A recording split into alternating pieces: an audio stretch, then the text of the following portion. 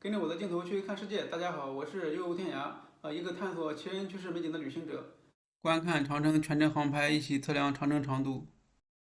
上次测到这里，黄土岭关南堤楼测了有29公里。今天第5次测量，我们从这里开始，看看能测量多长。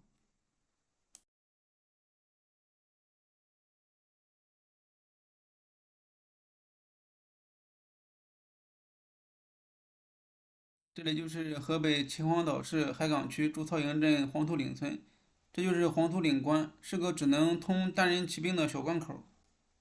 村东边有原来明朝驻军的地方，黄土岭城。刚才走过的妙山口村和西阳口村都是明朝长城内的驻军城堡。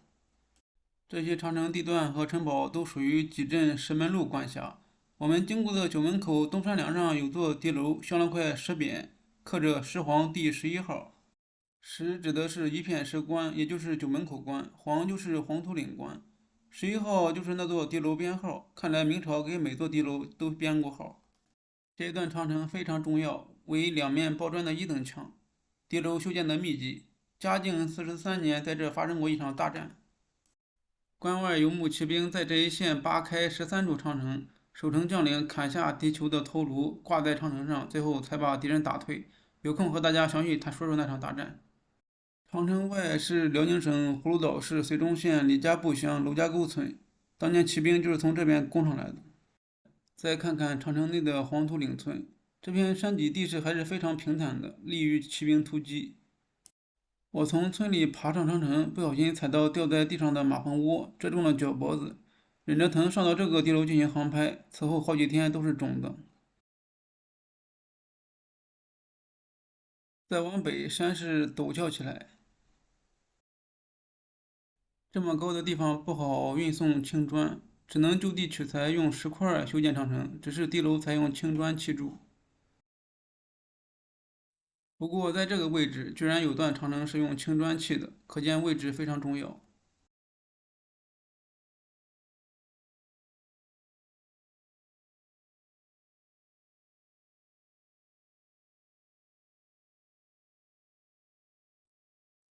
下面就是此次长城的亮点——夜不收时刻。05年当地的驴友发现的，内容是：石匠谢晋，嘉靖24年5月1日，夜不收关千户赵世清，烧至境外地名烂泥洼，离堡30里。坑而遇堡该班夜不收郭延忠等6名。这是明朝刘孝祖于万历年间编写的《私镇三官志》中坑而遇堡的位置。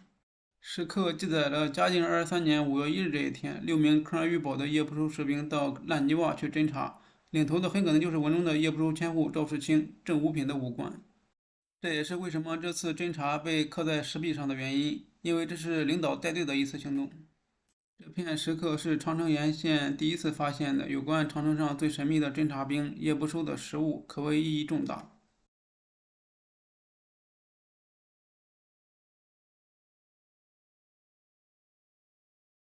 这就是荆条楼，长城外就是荆条沟，以此命名。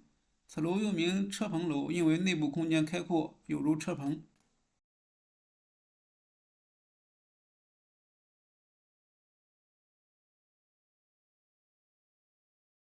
从这里开始，长城往下行，就是无名口，又名无名口、大青山关。这里就是关口位置，和黄土岭关一样，只能通单马骑兵。这里是关城位置，大概1.4万平方米面积。从网友发的黑白照片还可以看到完整的关门，20年后再看已是损毁严重。我用无人机从上面飞过，因为草木茂盛看不清楚。现在据去过的网友说，已被人为拆毁，关口完全不见了。长城里面是祝曹营镇甘城子村下面的杜城子自然村。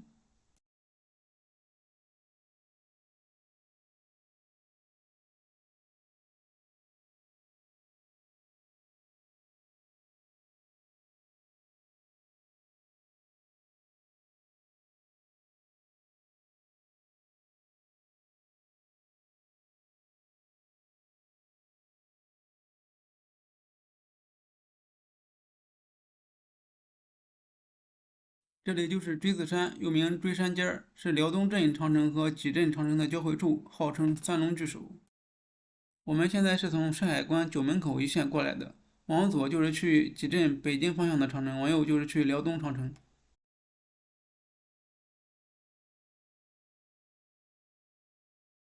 当初我骑摩托车顺着山谷到了苗城子最里面这个位置，然后爬山到一个山洼里的地楼，用无人机航拍了这段长城。我一直以为那是长城里面的一座孤楼，不在长城主线上，直到刚才才琢磨明白，那是左面主线上的地楼。左面这一线常常有5座地楼，号称五连台，修在非常险峻的山脊上，有的地方需要骑着山脊才能过去，被称为倒骑驴。曾经有驴友在这一线的长城攀登时不幸摔伤遇难，所以务必小心攀登。我在敌楼航拍完乌名口就下来了，后来用无人机从这一线航拍过去，并没有爬过这一线长城。